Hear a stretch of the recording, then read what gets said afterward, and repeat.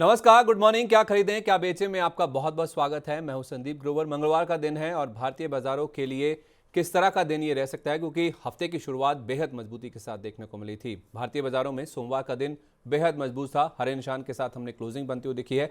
तो आज के लिए आपको कैसी स्ट्रैटेजी बनानी है, इस पर बातचीत करने के लिए, हमारी मदद करने के लिए हमारे साथ एक खास मेहमान मौजूद हैं। चार्ट एंड ट्रेड के फाउंडर विकास बगारिया जी हमारे साथ कार्यक्रम में शामिल हो चुके हैं। Sir, very good morning. बहुत बहुत स्वागत है आपका मनी 9 पर। हाँ, गुड मॉर्निंग संदीप जी। तो सभी चलिए दर्शकों को पहले गुड मॉर्निंग। जी, तो पहले कल का बाजार कैसा रहा है उसके ऊपर फोकस करते हैं, फिर आज की तैयारी की बातचीत करते हैं, फिर चलते हैं हमारे खास सेगमेंट की तरफ, कल का बाजार।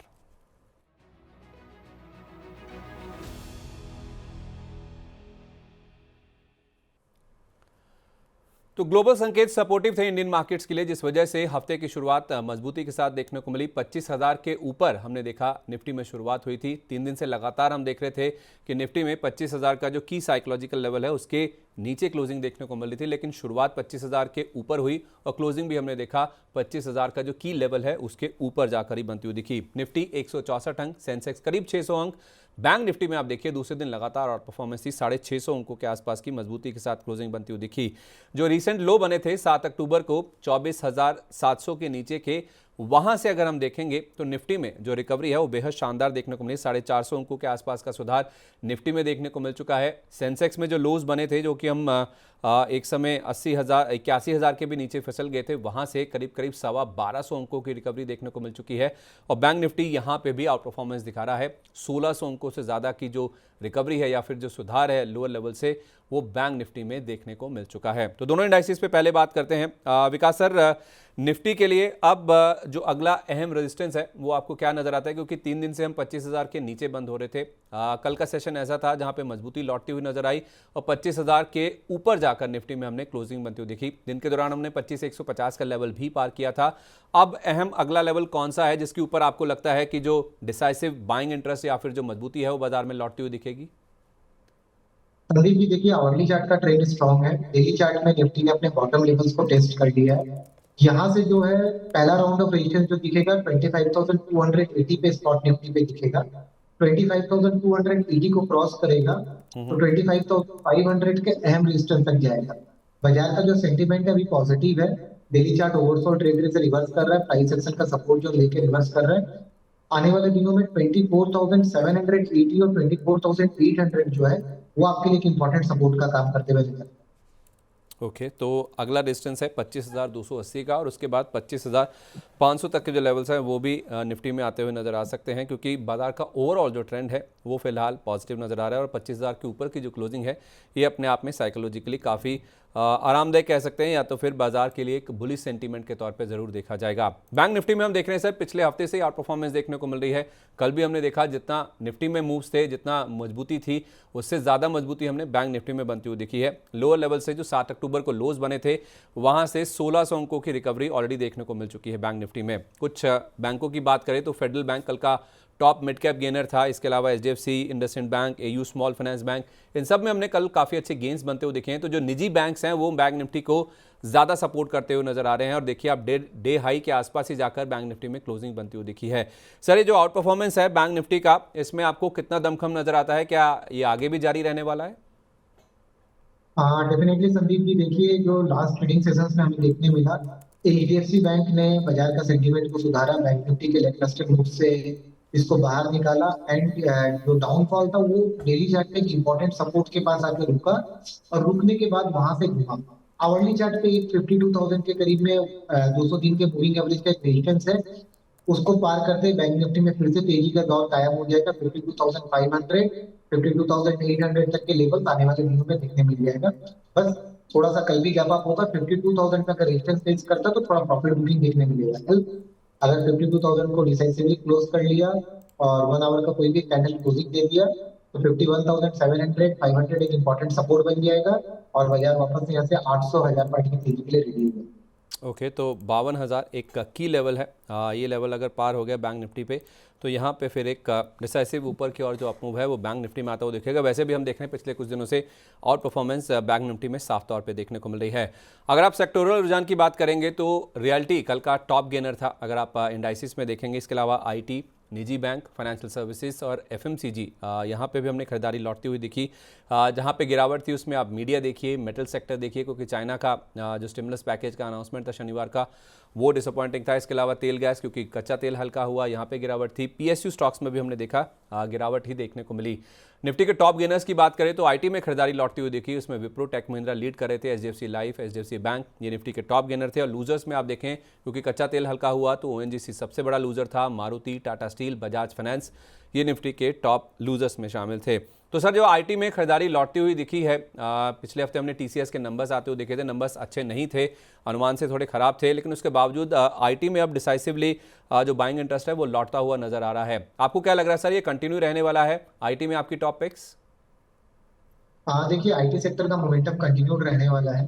एंड आईटी सेक्टर में अगर मैं बात करूँ तो मेरा जो टॉप पिक रहेगा वो परसिस्टेंस सिस्टम का रहेगा। परसिस्टेंस सिस्टम्स की अगर मैं लेवल की बात करूँ तो परसिस्टेंस सिस्टम आज भी बाजार को आउट परफॉर्म करता हुआ नजर आया है, और आज भी करीब करीब इसमें 150 पॉइंट की तेजी देखने मिली है। तो आने वाले दिनों में परसिस्टेंस सिस्टम पे एक ब्रेकआउट भी देखने को मिलता है। तो 5450 का एक ट्रेलिंग स्टॉप लॉस लगाया जा सकता है इसमें, और 5850 और 5970 तक के टारगेट्स परसिस्टेंट सिस्टम में देखने मिल सकते हैं आने वाले कुछ सप्ताह में। चलिए, तो 5850, 5970 तक के जो टारगेट्स हैं वो परसिस्टेंट में देखने को मिल सकते हैं। 5450 का एक आपको ट्रेलिंग स्टॉप लॉस लगा के चलना है। पूरे आईटी पैक में परसिस्टेंट सिस्टम एक ऐसा स्टॉक है जो कि टॉप परफॉर्मर साबित हो सकता है, तो यहाँ पे आप चाहें तो खरीदारी इनिशिएट करके चल सकते हैं। लेकिन सर, जितने भी आप रेट सेंसिटिव स्टॉक्स की बात करें, चाहे वो रियल्टी हो, कल का टॉप गेनर था, इंडाइसिस वाइज देखें, निफ्टी, निजी बैंक जो है वो भी आउट परफॉर्म करते हुए नजर आ रहे थे। उसके साथ साथ फाइनेंशियल सर्विसेज, यानी कि पूरा जो एक रेट सेंसिटिव पैक है वहाँ पे काफ़ी दमदार गेंस बनते हुए दिख रहे हैं, इन एंटिसिपेशन की एक दिसंबर में शायद एक रेट कट की जो होप है वो इंडिया में भी बनती हुई नज़र आ रही है, जिस तरह के हमने महंगाई के आंकड़े बनते हुए देखे हैं। आपकी क्या राय है सर, रियल्टी शेयरों को लेकर, निजी बैंक्स को लेकर और फाइनेंशियल सर्विसेज में कोई आपकी चॉइसेस जहां पे खरीदारी के मौके अभी भी आपको लगता है कि बने हुए हैं? हाँ देखिए, इंफ्रा सेक्टर और मेटल सेक्टर, रियलिटी और मेटल दोनों मेरे टॉप पिक सेक्टर्स में हैं। एंड मेरे को लगता है कि आने वाले दिनों में बाजार भी आउट परफॉर्म करेगा। जैसे जैसे चाइना की तरफ से डिमांड लौटेगा, मेटल सेक्टर में एक तेजी देखने मिलेगी। मेरे को लगता है कि आने वाले साल से 2 साल के लिए मेटल सेक्टर सबसे ज्यादा आउट परफॉर्म करता हुआ नजर आएगा। पीएसयू मेटल्स लाइक सेल, निधानी पे लोगों को अपने पोर्टफोलियो के हिसाब से ध्यान रखना चाहिए, लॉन्ग टर्म पोर्टफोलियो के हिसाब से। ओवरसोल्ड ट्रेड पे है, कभी भी बाउंस बैक देखने मिल सकता है। और वहीं मैं रियलिटी की बात करूँ तो रियलिटी में देखिए दिग्गज ओवरऑल रियलिटी में पिछले कुछ दिन पहले हम लोगों ने मॉर्निंग स्टार देखा था, और वहां से करीब करीब 200 रुपये भाग चुका है। एंड गोदरेज प्रॉपर्टी आज हमारे पीक में भी था ऑप्शन कॉल के माध्यम से।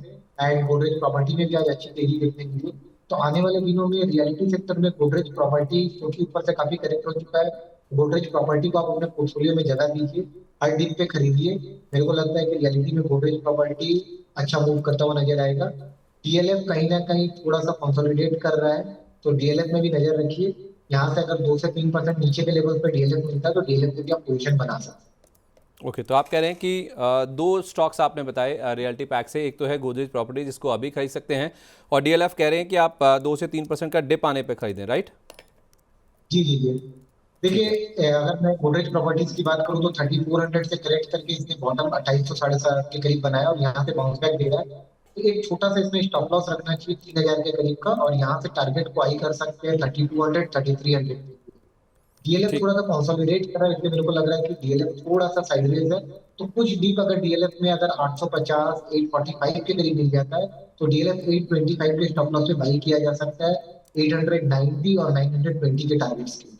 तो 825 का स्टॉप लॉस है, 850 के आसपास आप खरीदिए। यहाँ पे 900 रुपये तक के जो जोन्स है वो डीएलएफ में टेस्ट हो सकते हैं। 3000 का स्टॉप लॉस गोदरेज प्रॉपर्टीज़ में है, 3200 तक के जो टारगेट्स हैं वो देखने को मिल सकते हैं। और मेटल में आपने कहा सर 1 से 2 साल के लिए लंबी अवधि के लिए अपने पोर्टफोलियो में शामिल करें। आपने 2 स्टॉक्स बताया, अगर मैं सही सुन पाया, एक आपने सेल बताया और दूसरा मिधानी यानी कि मिश्र धातु। जी सर। चलिए ठीक है, तो मेटल में लंबी अवधि के लिए जो ओवरसोल्ड स्टॉक्स हैं, सेल, मिधानी जैसे, उनको आप अपने पोर्टफोलियो में जगह दे के चल सकते हैं। अब अगर एडवांस डिक्लाइन की बात करें, यानी कि जो ब्रॉडर मार्केट्स की पिक्चर समझने की कोशिश करें, तो कल हमने देखा 1432 शेयर ऐसे थे जो कि चढ़कर बंद हुए, लेकिन 1380 शेयर गिर के भी बंद हुए हैं। तो एडवांस डिक्लाइन ऑलमोस्ट आप कह सकते हैं नेक टू नेक था, रसाकसी चलती हुई नजर आ रही थी, क्योंकि मिड कैप इंडेक्स 253 अंक जरूर चढ़ा है, लेकिन स्मॉल कैप इंडेक्स में आप देखिए केवल 26 अंकों के आसपास की गेंस है, ये आप करेक्ट कर लीजिए, केवल 26 अंकों की मजबूती है, क्योंकि मिड कैप इंडेक्स अगर आप देखेंगे जो इंट्राडे में लूज बनते हुए दिखे थे 59,043 के, वहां से करीब करीब 425 अंकों के आसपास की हमने रिकवरी बनती हुई देखी। लेकिन अगर आप स्मॉल कैप इंडेक्स की बात करेंगे तो 56,860 ये इंट्राडे हाई था, वहां से करीब करीब 250 अंकों के आसपास की हमने गिरावट बनती हुई दिखी, या तो फिर गोता लगाता हुआ देखा था हमने स्मॉल कैप इंडेक्स की बात करें। कल 26 पॉइंट के आसपास ये गेंस थे, लेकिन ध्यान देने वाली बात यह है कि लगातार 5 दिन से हम देख रहे हैं कि स्मॉल कैप इंडेक्स में खरीदारी लौटती हुई नजर आ रही है, लगातार हरे निशान के साथ क्लोजिंग हो रही है, तो थोड़ी सी थकावट जरूर देखने को मिल रही। कल केवल 26 पॉइंट के आसपास के गेंस हमने स्मॉल कैप इंडेक्स में बनते हुए दिखे, लेकिन हाँ, ये बात जरूर है कि 5 दिन से लगातार जो मजबूती है वो स्मॉल कैप इंडेक्स में देखने को मिल भी रही है। पीएसयू शेयरों में अगर हम देखें सर, तो उतार चढ़ाव वाली स्थिति देखने को मिली है। कुछ स्टॉक ऐसे हैं जो कि अब थकते हुए नजर आ रहे हैं, कुछ में अभी भी खरीदारी हो रही है। जीआरएसई हुआ, BDL, coal India, NTPC, Cochin shipyard, ONGC की बात तो हमने पहले भी करी। रेलवे स्टॉक्स भी हैं कुछ जो कि थकते हुए नजर आ रहे हैं, जिसमें आईआरएफसी हुआ, आईआरसीटीसी हुआ, ये भी थोड़ी सी थकावट के इंडिकेशन साफ तौर पे दे रहे हैं। तो ओवरऑल चाहे आप पीएसयू डिफेंस की बात करें या रेलवे की बात करें या फिर पावर एज अ पैक की बात करें, पीएसयू खेमे में क्या हो क्या रहा है, पूरा ओवरऑल व्यू दीजिए तीनों सेक्टर्स पर। देखिए पीएसयू सेक्टर में जैसे कि जो आपने डिफेंस के शेयर्स के नाम लिए, देखिए डिफेंस के शेयर अभी मेरे रडार पे हैं। वीकली चार्ट पे सब बॉटम आउट होता हुआ नजर आ रहा है। जितने भी केसेस के आपने नाम लिए, most of them are trying to test bottom levels on the weekly chart में बॉटम आउट होता हुआ नजर आ रहा है। तो मेरे को लगता है कि 1 से 2 सप्ताह के बाद में अगर कोई देखिए 1 वीक और टाइम लगेगा, क्योंकि पिछले वीक में मोस्ट ऑफ द में हमें हैमर कैंडल स्टिक या किसी में डोजी का पैटर्न का फॉर्मेशन देखने मिला वीकली सपोर्ट के पास। या तो इंपॉर्टेंट प्राइस एक्शन का सपोर्ट है या इंपॉर्टेंट ट्रेंड लाइन का सपोर्ट है, वहां पे बना है। तो ये वीक अगर जैसे ही प्रीवियस वीक का हाई तोड़ेगा तो सारे स्टॉक्स में एक अच्छी खासी तेजी देखने मिल सकती है। तो थोड़ा वेट एंड वॉच है। आज सप्ताह का पहला दिन खत्म हुआ है कल, और आज दूसरा दिन है, तो देखते हैं कि कैसे ये लोस लोस टूटते कि हाईस टूटते। अगर हाईस टूटेगा तो डेफिनेटली ये सारे पीएसयू डिफेंस वाले में खास करके एक अच्छी तेजी 5 से 10% की देखने मिल सकती है। ओके, तो ये तो बात हुई पीएसयू डिफेंस शेयरों की। रेलवे और पावर की बात करें तो देखिए रेलवे में अभी भी बॉटम आउट हुआ नहीं है। रेलवे के स्टॉक्स अभी भी कहीं ना कहीं बॉटम आउट करने की कोशिश कर रहे हैं। चाहे मैं आईआरसी की बात करूं या टेक्सरेल की बात करूं, तो थोड़ा सा समय लगेगा। We are trekking that. 1 से 2 सप्ताह लग रहा है कि कॉन्फ़िगरेशन और चलेगा या थोड़ा सा और गिरावट आ सकता है। तो थोड़ा वीकली चार्ट पे कोई भी रिवर्सल कैंडल बने, डोजी हैमर, उसके बाद हम लोग इस पर डिसीजन ले सकते और पावर। हैं। पावर अभी ट्रैक नहीं कर रहा हूँ संदीप जी। थोड़ा सा चलिए पावर में प्रॉफिट का दायरा चल रहा है। चलिए ठीक है सर, फेयर इनफ, कोई दिक्कत नहीं है। तो रेलवे स्टॉक्स में अभी वीकली चार्ट पे ऐसी इंडिकेशन है कि वो बॉटम आउट नहीं हुए, लेकिन हाँ, जो पीएसयू डिफेंस स्टॉक्स हैं वहाँ पे ज़रूर वीकली चार्ट पे ऐसे इंडिकेशन है कि बॉटमिंग आउट का जो प्रोसेस है वो होता हुआ नज़र आ रहा है। तो यहाँ पे 1 हफ्ते का समय दीजिए, यहाँ पे खरीदारी लौटती हुई नज़र आ सकती है। इसको दोबारा रिव्यू कर लेंगे, विकास जी से पूछ लेंगे। 1 हफ्ते का समय दीजिए, इसके बाद फिर पीएसयू डिफेंस शेयरों में क्या खरीदारी बनती है, कहाँ पे खरीदारी बनती है, इसको लेके बातचीत करेंगे। लेकिन ज़्यादा इंपॉर्टेंट ये समझना है कि आज आपको बाजार में कैसे तैयारी करनी है। चलते हैं अगले सेगमेंट की तरफ, आज की तैयारी।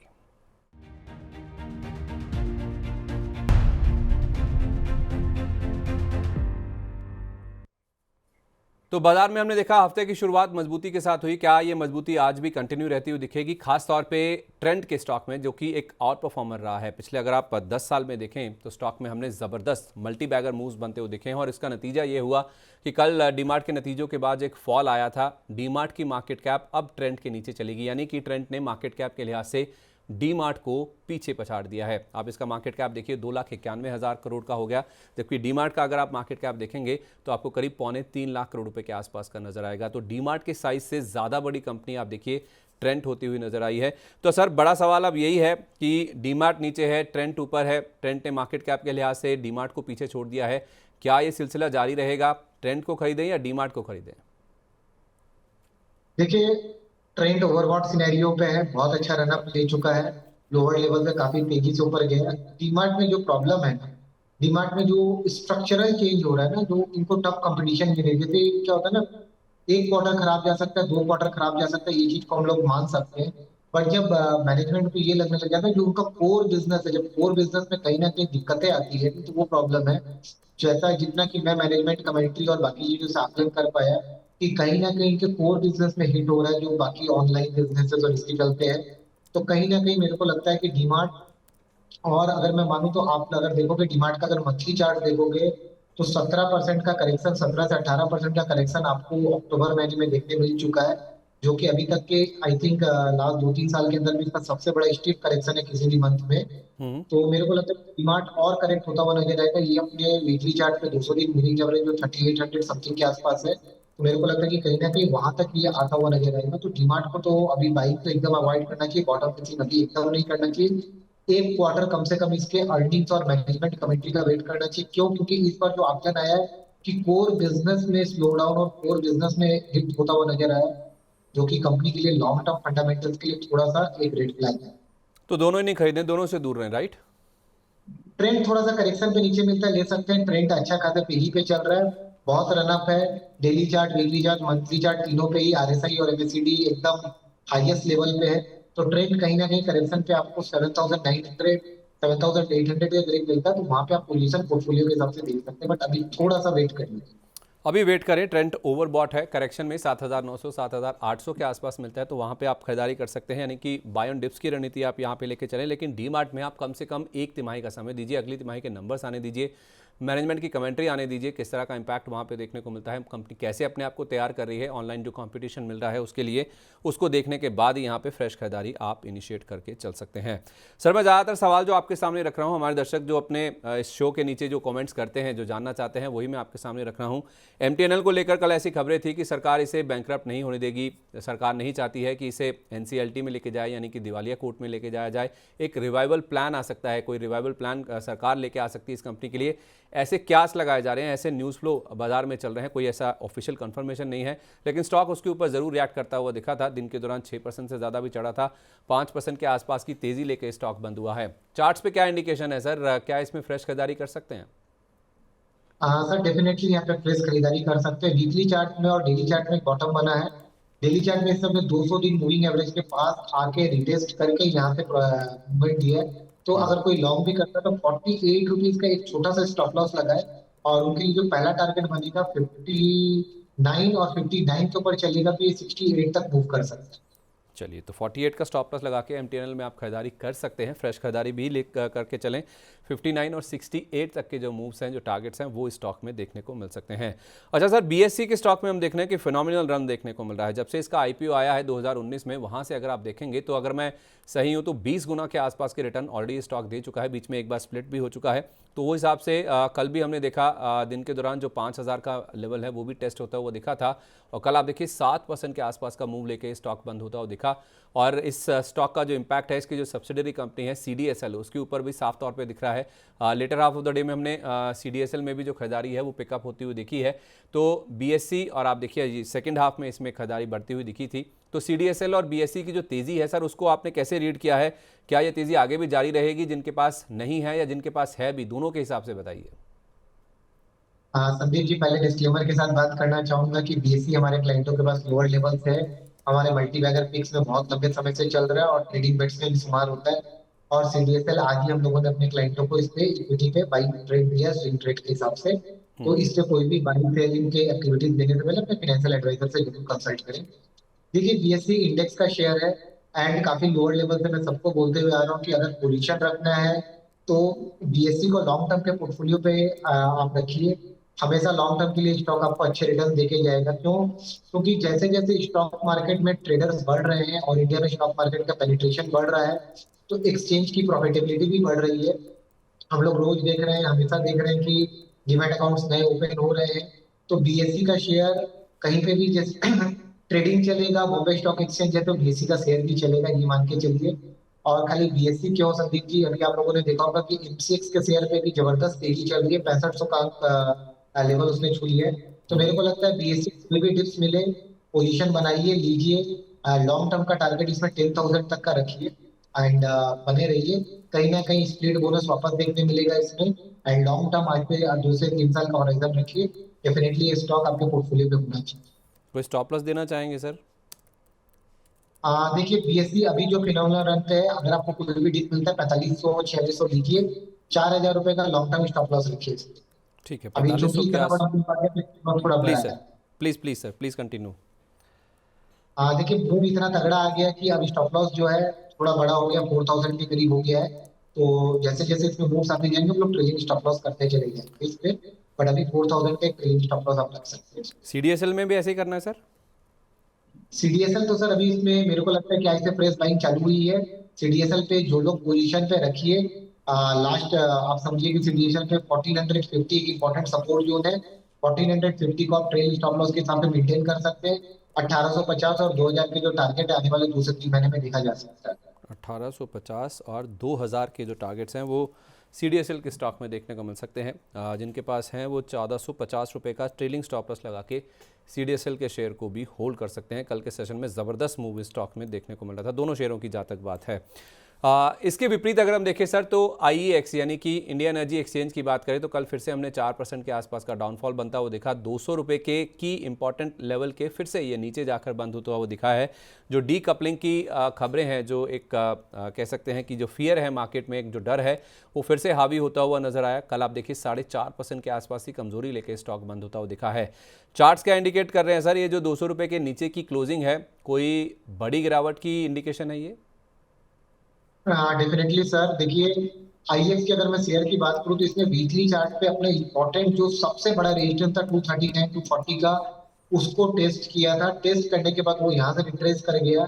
एंड मेरे को लग रहा है कि कहीं ना कहीं ये वापस अपने प्राइस एक्शन का जो सपोर्ट जो ने 172 रुपए का, जहाँ से इसने ब्रेकआउट देने के बाद 70 रुपए का मूव किया था, 172 रुपए तक ही आ सकता है। तो अभी इसमें कोई भी फ्रेश बाइंग नहीं करना चाहिए, कोई भी एवरेजिंग मत करिए, थोड़ा वेट करिए। 188, अगर 188 के जोन को डिफेंड कर जाता है तो ठीक है, माइनर सपोर्ट है। अगर इसको डिफेंड नहीं करता तो 172 के करीब आएगा, वहां पे आप थोड़ा पोजीशन बिल्ड कर सकते हैं। बट अभी इसमें कोई भी बाइंग के संकेत टेक्निकल चार्ट्स पे देखने को नहीं मिलेंगे। तो फिलहाल आईएक्स से दूर रहिए, ना फ्रेश खरीदारी करनी है ना ही एवरेजिंग करनी है। यानी कि जिनके पास है वो भी अभी रुक सकते हैं। 188 का लेवल अगर ब्रीच हो गया यहाँ पे नीचे की और डिफेंड नहीं होता है तो फिर 172 रुपये तक भी जा सकता है। वो एक इंपॉर्टेंट सपोर्ट लेवल है, वहाँ पे आप चाहें तो इसमें खरीदारी करके चल सकते हैं। आईएक्स कल 200 रुपये के इंपॉर्टेंट की लेवल के नीचे जाकर बंद होता हुआ दिखा है। अच्छा सर, केमिकल शेयरों में हमने हाल फिलहाल काफ़ी स्ट्रांग मूव बनता हुआ दिखा है, लेकिन अब थोड़ी सी जो प्रॉफिट बुकिंग है वो भी हावी होती हुई नजर आ रही है। सुदर्शन केमिकल देख लीजिए, टाटा केमिकल देखिए, गुजरात फ्लोरो, अक्षर केम, नियोजन केमिकल्स, ये कुछ स्टॉक्स हैं जो कि कल के सेशन में बाजार मजबूत था, लेकिन आप देखिए अच्छी खासी गिरावट के साथ इन सभी स्टॉक्स में कल क्लोजिंग बनती हुई दिखी है। इन स्टॉक्स को या केमिकल सेक्टर के कोई और स्टॉक जिसको आपने ट्रैक किया हो, जहाँ पे आपको लगता हो कि कोई मूव्स बनाए जा सकते हो ऊपर या नीचे की ओर? हाँ संदीप जी, अभी तो केमिकल सेक्टर को ट्रैक नहीं कर रहा हूँ, क्योंकि हम लोग ऑलरेडी मेटल, इंफ्रा और डिफेंस को ट्रैक कर रहे हैं, इन सेक्टर पे चल रहे हैं। केमिकल सेक्टर हमारे ट्रैक के बाहर है अभी। ठीक है, कोई दिक्कत नहीं है सर।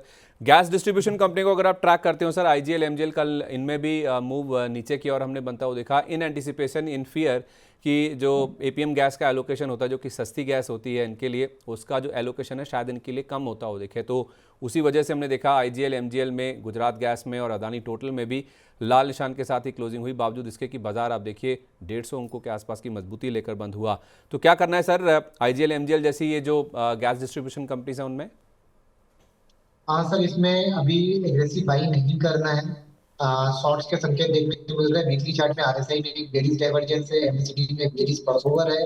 तो डेफिनेटली वीकली चार्ट पे बना है तो थोड़ा सा प्रॉफिट बुकिंग लंबे समय तक चल सकता है, 1 से 2 हफ्ते तक चल सकता है। तो थोड़ा वेट करिए। मेरे को लगता है कि अगर मैं इंडियन की बात करूँ तो इसका नेक्स्ट इंपॉर्टेंट सपोर्ट जो है 1719, और 1719 के नीचे करीब ये 1650 तक के करीब का देखने को मिल सकता है।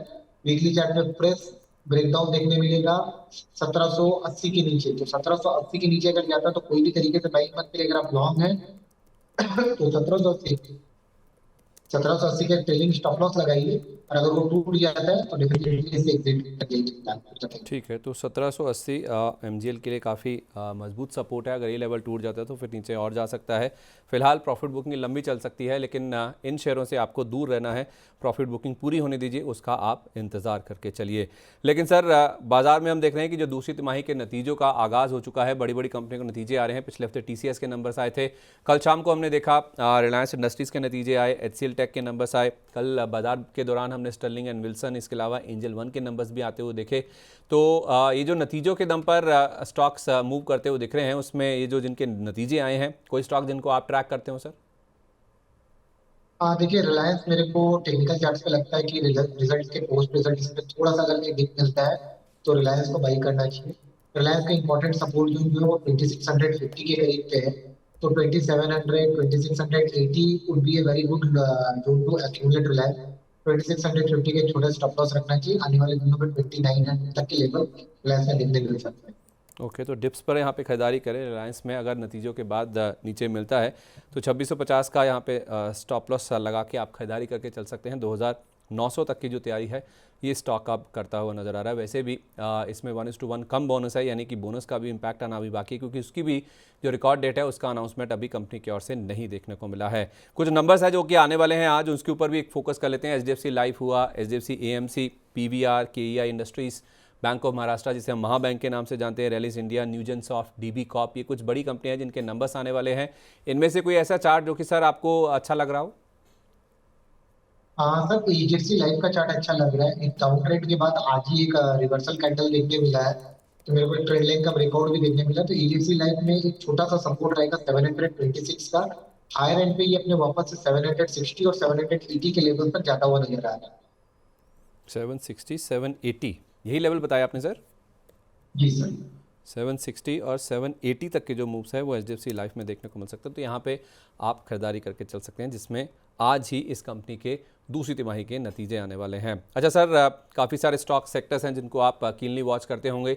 कोई ऐसे स्टॉक जिन पर आपकी नज़र है, जिन पर आपकी रिसर्च चल रही हो, जो आप हमारे दर्शकों के लिए चुनकर लाए हैं, छोटी अवधि के लिए या फिर मीडियम टर्म के लिए? हाँ सर, दो स्टॉक पे बात कर सकते हैं। एक है बीईएल का। बीईएल मेरे को लग रहा है कि टेक्निकल चार्ट में पीएसयू डिफेंस का है। मेरे को लग रहा है कि यहाँ पे बॉटम आउट होता हुआ नजर आ रहा है। तो बीईएल में छोटा सा सपोर्ट जोन रखिए 265 के करीब का। आने वाले दिनों में यहाँ से जो टारगेट्स हैं, शॉर्ट टर्म के जो प्लेयर्स हैं उनके लिए टारगेट बनेंगे 310 320 का। और कोई लंबी अवधि के लिए रखना चाहता है तो वो 410 और 423 के टारगेट्स के लिए रख सकता है। तो दो तरीके के इसमें ट्रेड्स को आप प्लान कर सकते हैं। शॉर्ट टर्म के लिए 265 का स्टॉप लॉस रखिए, 310 323 का टारगेट रखिए। और लॉन्ग टर्म प्लेयर्स जो है 300 250 का स्टॉप लॉस लगाए और 410 और 423 के टारगेट्स के लिए आप बैठ सकते हैं। और ओके। दूसरा जो स्टॉक हमारे रडार पे है वो है बीईएमएल का। एक अच्छा खासे करेक्शन के बाद में बीईएमएल में वापस से वीकली चार्ट पे बॉटम बनता हुआ नजर आया है। और हमें लास्ट ट्रेडिंग सेशंस में फ्राइडे के ट्रेडिंग सेशन पे एक बाउंस बैक भी देखने मिला। तो लॉन्ग टर्म का टारगेट रखिए, स्विंग के टारगेट रखिए इसमें 4200 4500 और 4700। एक छोटा स्टॉप लॉस दीजिए 3500 का, क्योंकि यहाँ पे इंपॉर्टेंट सपोर्ट के पास है, वीकली सपोर्ट के पास है। तो यहाँ से बाउंस बैक अगर मिलता है तो जबरदस्त मिल सकता है। ओके, तो दोनों स्टॉक बी से शुरू हो रहे हैं और दोनों ही PSU नाम है। पहला नाम है BEL का, जहाँ पे शॉर्ट टर्म का जो स्टॉप लॉस है वो 265 रुपये का है, और अगर आप लॉन्ग टर्म का व्यू लेके चलते हैं तो आपको 250 रुपये का स्टॉप लॉस रखना चाहिए। छोटी अवधि में 300 320 ये टारगेट हैं आपके, और लॉन्ग टर्म के लिए अगर आप होल्ड करते हैं तो 410 423 तक के जोन्स भी स्टॉक टेस्ट कर सकता है। 285 रुपये के आसपास फिलहाल ये ट्रेड कर रहा है। दूसरा नाम है BEML का। यहाँ पे आपको जो टारगेट दिए गए हैं 4200 4500 और लॉन्गर टर्म में 400 4700 तक के जो जोन्स हैं वहाँ तक भी ये स्टॉक जाता हुआ नजर आ सकता है। स्टॉप लॉस आपका ज़्यादा दूर नहीं है, 3500 रुपये के आसपास का आपको स्टॉप लॉस रखना है। यहाँ पे भी बड़े अप मूव की तैयारी बनती हुई दिख रही है। BEML में भी आप खरीदारी कर सकते हैं। सर, अब जब आप लॉन्ग टर्म कह रहे हैं तो कितना ड्यूरेशन एक्सपेक्टेडली मान के चलें हमारे दर्शक? 6 से 8 महीने का ड्यूरेशन मान के चलना चाहिए। 6 से 8 महीने में 4700 तक के जो लेवल्स हैं वो BEML के स्टॉक में देखने को मिल सकते हैं। बहुत बहुत धन्यवाद सर, आज आप सुबह सुबह हमारे साथ कार्यक्रम में शामिल हुए, अपने व्यूज़ आपने शेयर किए, पिक्स आपने शेयर किए, सवालों के जवाब दिए। कोई डिस्क्लोजर, क्योंकि बहुत सारे स्टॉक सेक्टर्स की बात हुई है? हाँ देखिए, काफी सारे डिफेंस के जो शेयर है वो काफी लोअर लेवल पे हमारे क्लाइंटों के पास हो सकता है। बीएससी का शेयर हमारे क्लाइंटों को रिकमेंडेशन पे चल रहा है। एडीएसएल का शेयर हमारे क्लाइंटों के रिकमेंडेशन पे चल रहा है। तो ये डिस्क्लेमर रहेगा कि इन शेयर्स में कोई भी बाइंग पोजीशन बनाने से पहले अपनी फाइनेंशियल एडवाइजर से जरूर कंसल्ट करें। चलिए सर, बहुत बहुत धन्यवाद। Thank you so much for joining us today, और सभी स्टॉक्स पर अपनी राय हमारे साथ शेयर करने के लिए। तो क्या खरीदें क्या बेचें को यहीं पर समेटते हैं। अगर आपके मन में कोई दुविधा है, कोई सवाल है, कुछ शेयरों के बारे में आप जानना चाहते हैं, तो आप बीच बाजार में सुबह 10:30 बजे मेरे सहयोगी आपके लिए खास शो लेकर आते हैं। तो आप जुड़ना मत भूलिएगा, जिसमें आपको ग्लोबल मार्केट्स का जो एक्शन है उसके बारे में बताते हैं, साथ ही mid cap small cap stocks को लेकर किस तरह का एक्शन है। और ये शो हमने आपकी डिमांड को लेकर 1 घंटे की बजाय एक्सटेंड करके 1.5 घंटा कर दिया, यानी कि जो 10:30 से 11:30 तक शो होता था अब उसे बढ़ाकर 10:30 से 12 बजे तक आपके लिए कर दिया गया है। तो आपके जो सवालों के जवाब देने के लिए अब हमारे पास ज़्यादा समय होगा। तो आप जुड़ सकते हैं सुबह 10:30 बजे बीच बाजार में, सोमवार से शुक्रवार। तो क्या खरीदें क्या बेचें को यहीं पर समेटते हैं। कल आपसे फिर मुलाकात होगी, तब तक के लिए नमस्कार।